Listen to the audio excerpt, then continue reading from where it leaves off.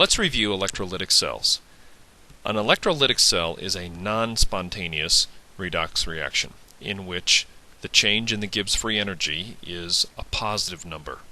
In other words, in an electrolytic cell we are trying to push something uphill, which is why this picture is in there.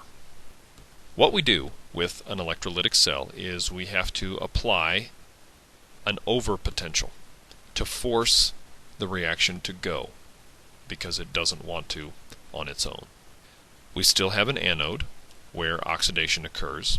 We still have a cathode where reduction occurs.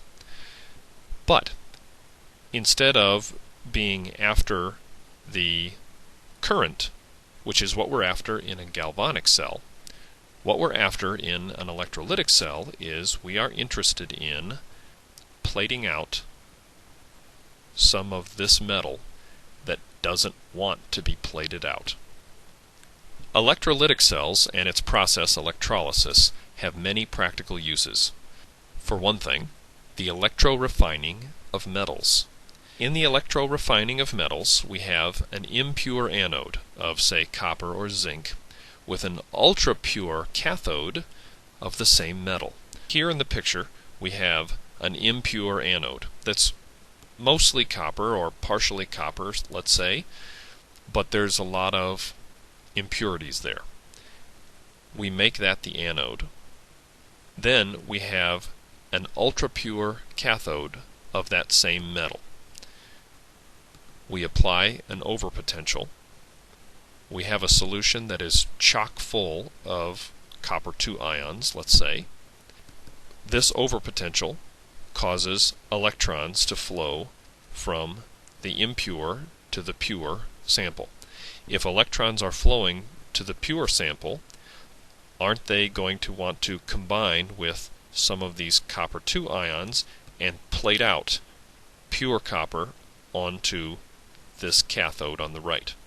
Similarly, what's going to happen is copper atoms in this anode are going to be oxidized, and we're going to get copper 2 ions that form from these copper atoms sloughing off. So what's going to happen is, over time, the size of the anode is going to shrink, and the size of the cathode is going to increase. And we're going to get very, very pure copper from what was partially junk beforehand. Typically when we do this, only the desired metal plates out because it's more easily reduced than the impurities are. If the impurities are soluble, then they remain suspended in the solution. If they're insoluble, then they're going to sink to the bottom, and if there's anything valuable in there, we can refine those impurities further to get those valuable bits out. Here's a photograph of the electrorefining of copper. You can see that in industry we don't use beakers. We use huge setups, and we've got it pretty well figured out.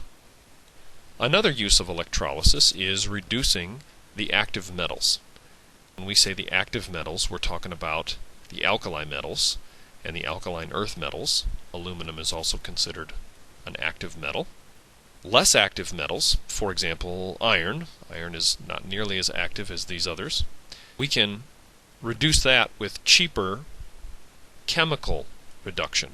Instead of electrolytic reduction, we can do it with simply a chemical reaction.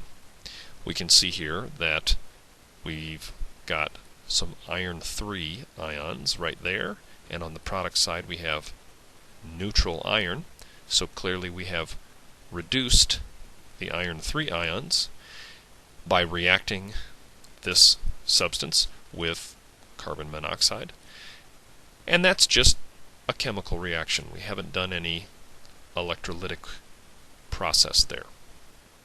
But isolating the active metals requires not chemical but electrolytic reduction, and that's because this is the only way we can convince the active metals to leave other species alone. If we try and react them with a straight chemical reaction without using electrolysis, these are so reactive that they will bind to other things like oxygen or chlorine or whatever else is there. The active metals will bind to that and won't let them go. So we have to use electrolytic reduction to force these metals to leave other species alone, and in that way we purify them.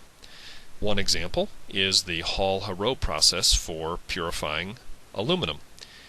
There's a picture there. I'm not going to go into it. It's called the Hall-Heroult process because these two gentlemen, Charles Martin Hall and Paul Heroult, came up with this process pretty much simultaneously.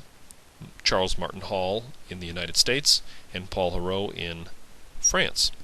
And they came up with it at the same time, and they were also born the same year and died the same year. So they were born the same year, they discovered this process in the same year, and they died in the same year. Pretty ironic. A third example of the use of electrolysis is the electroplating of metals. In electroplating, we deposit a neutral metal onto the cathode by reducing metal ions from a solution. That is, we make the metal to be plated the cathode. For example, if we have a piece of iron that we want to plate with nickel, what we do is we make sure that there are plenty of nickel ions in the solution such that that nickel will hopefully be plated out onto the iron. It might be helpful to have a nickel anode so that any nickel ions that are plated out will then be replenished by new nickel ions. We apply our overpotential with the electrons flowing from the anode to the cathode, and what happens is we have a bit of iron that is eventually coated with some amount of nickel, and the longer we leave it in there, the more nickel plates out onto it. Let's summarize. Electrolytic cells, what's the use? In this lesson, we went through a few real-world applications of electrolysis. 1. The electrorefining or purifying of metals. 2. The isolation of the active metals. And 3. Electroplating.